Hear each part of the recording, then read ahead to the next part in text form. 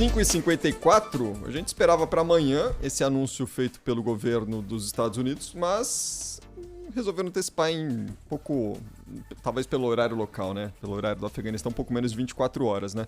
O comandante do Comando Central dos Estados Unidos, General Kenneth McKenzie Jr., anunciou agora há pouco, há instantes, a conclusão da evacuação de americanos do Afeganistão e o fim da missão militar no país. Aspas aqui do General McKenzie.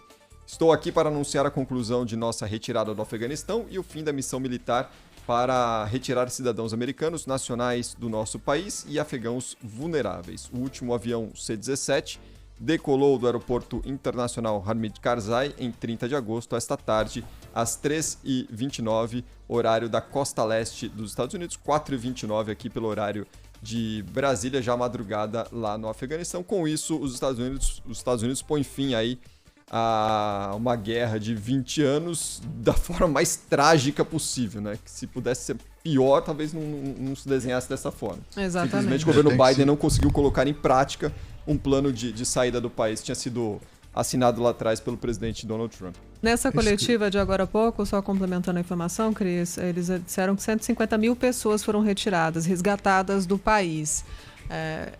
Nas últimas 24 horas foi uma correria, inclusive a gente tem imagens terríveis de pessoas passando fome, pegando pães, correria, né? Teve também na manhã de hoje foguetes foram lançados contra o aeroporto, mas a bateria de defesa dos Estados Unidos interceptou. Uma situação muito dramática, um caos.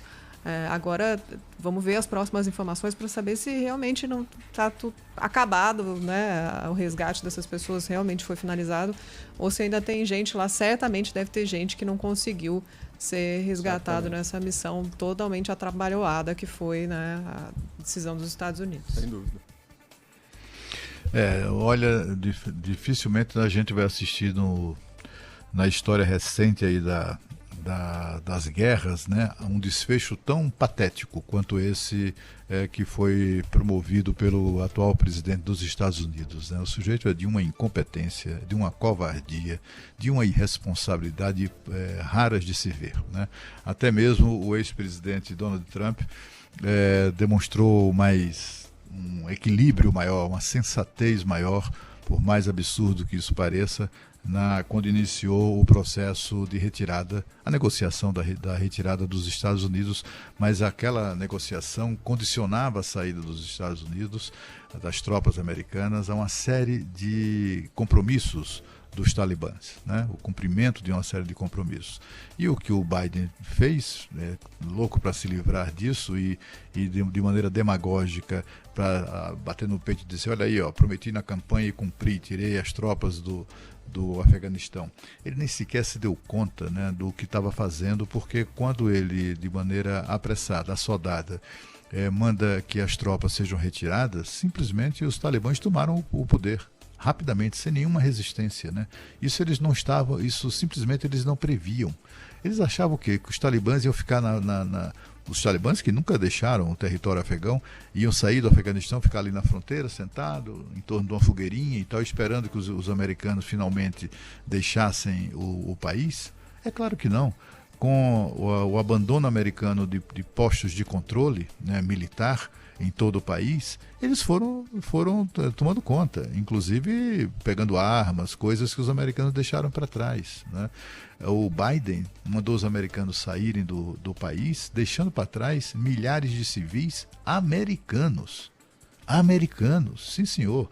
O que o fez mudar de ideia foram aquelas cenas chocantes das pessoas penduradas no avião militar de transporte de tropas americano, e com aquele desespero todo, etc. Aquilo ali foi que comoveu o mundo, principalmente a opinião pública norte-americana, e aí ele resolveu rever ali a sua estratégia, se é que havia uma, né?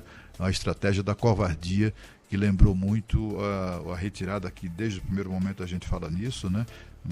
Lembrou muito a fuga covarde também de soldados americanos do Vietnã no final da guerra. Exatamente. Sem contar as mortes pelos atentados que aconteceram ao redor do aeroporto. Mais de 200 pessoas morreram, e mais os feridos. Então, uma situação muito dramática que enfrenta nesse momento o pessoal.